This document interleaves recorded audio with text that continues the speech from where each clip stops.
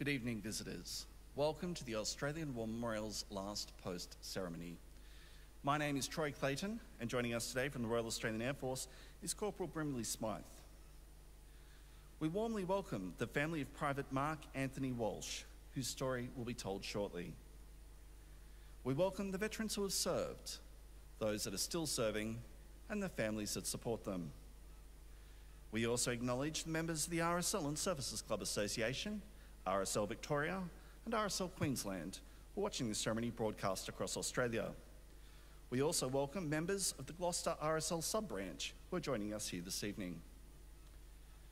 During the ceremony, wreaths will be laid at the base of the Pool of Reflection by family, visitors, as well as students on behalf of the following schools.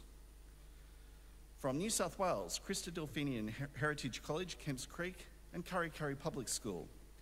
And from Victoria, Christadelphinian Heritage College from the Basin, and Lowther Hall Anglican Grammar School from Essendon.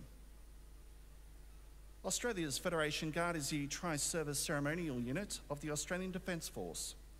They provide a ceremonial presence at civil and military events and during visits to Australia by foreign dignitaries. The Guard will now dismount the catapult party from the tomb of the unknown Australian soldier.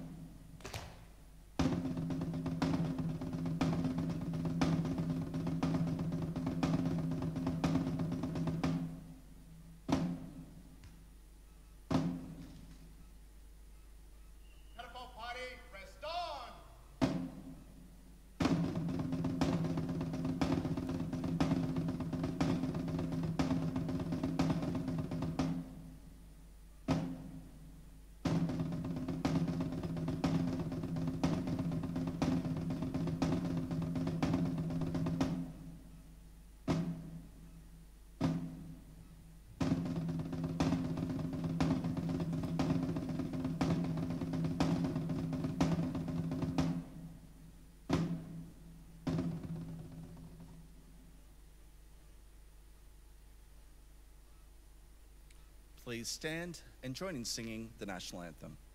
Catapult party, attention! Catapult party, present arms!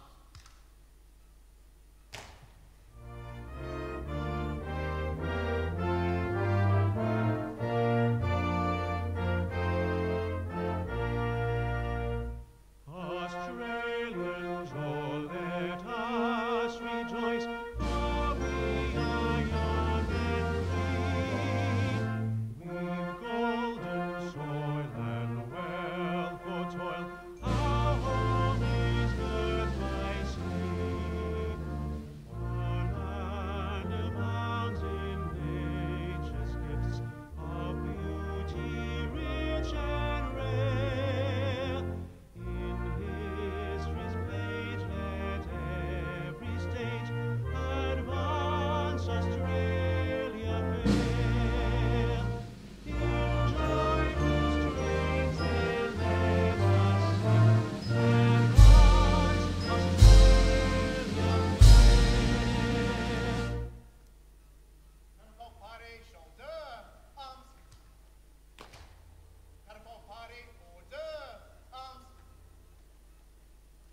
Thank you, students. You may be seated. The Australian War Memorial was the vision of Charles Bean, Australia's First World War official historian. Bean landed with the Australian troops on Gallipoli and stayed with them at the front through to the end of the war. The idea of this national memorial and museum came to him at Pozières, France, in the depths of the bloody fighting of 1916. Bean's idea was that this would be a place where families and friends could mourn their loved ones buried in faraway places. It would also be a place that could help all Australians understand what these men and women had endured and what they had done for us. Bean's vision, to which we remain true, is best expressed as inscribed in the entrance to the memorial's galleries. Here is their spirit, in the heart of the land they loved, and here we guard the record which they themselves made. Tonight, we'll read the story behind just one of those on the Roll of Honour, which lists the names of more than 102,000 men and women who have given their lives for us in war and operations for more than a century. But first, we present a lament, Flowers of the Forest. Wreaths or floral tributes will now be laid at the base of the Pool of Reflection.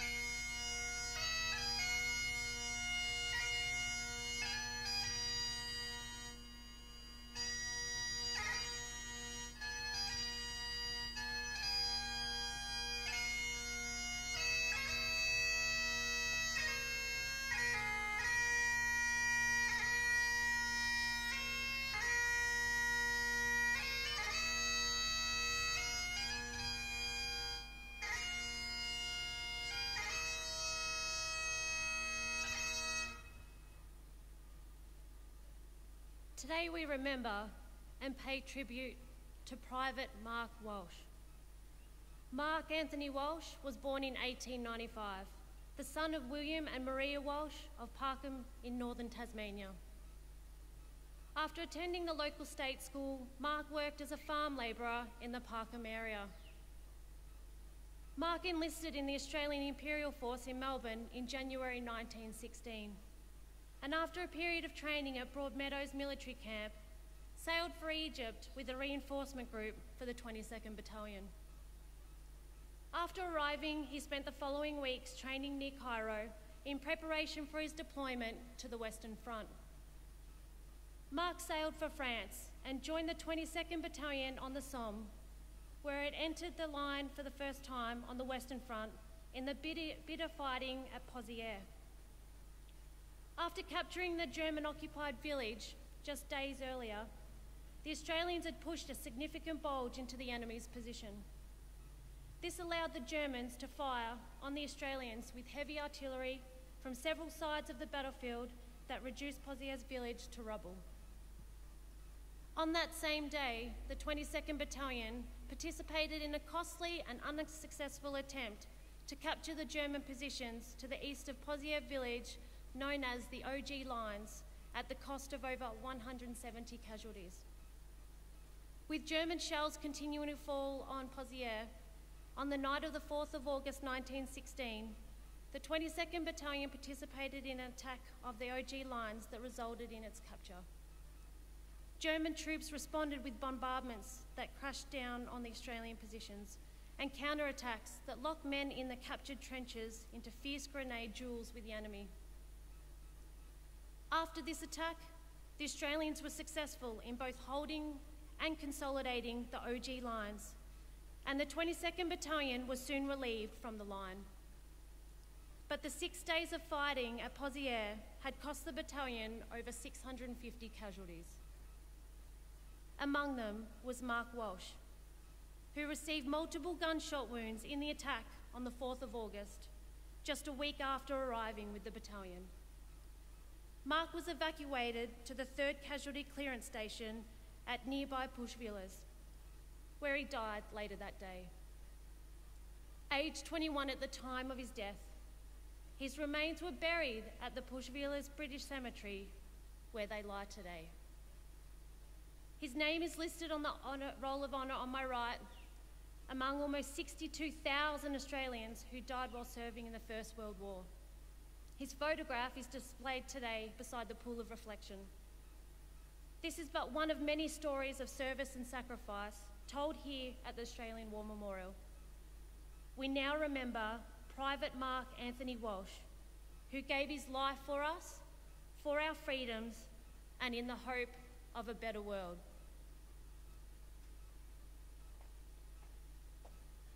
Please stand for the reading of the ode and the sounding of the last post.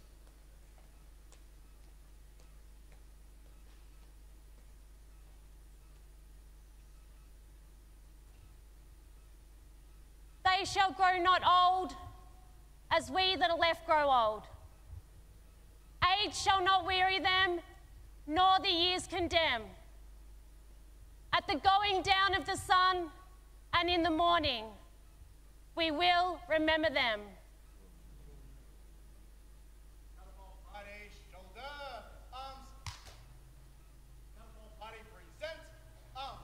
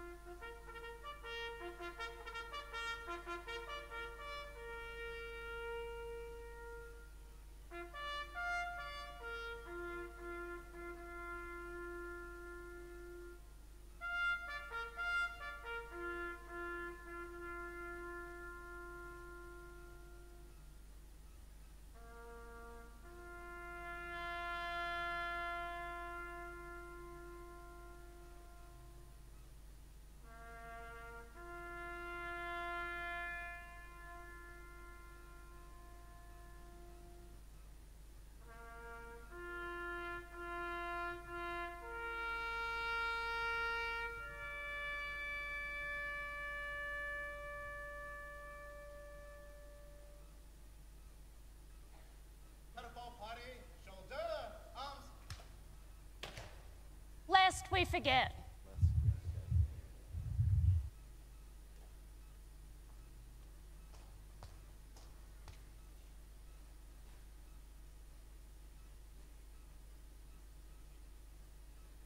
Catapult party, outwards, turn.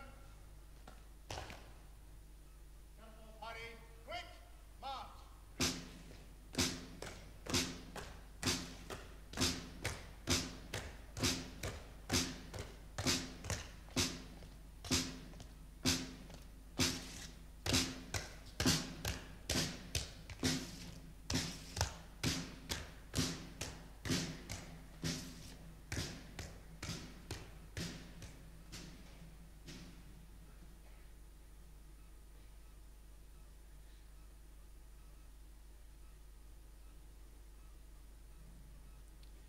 We leave you this evening with the words of the memorial's founder, Charles Bean.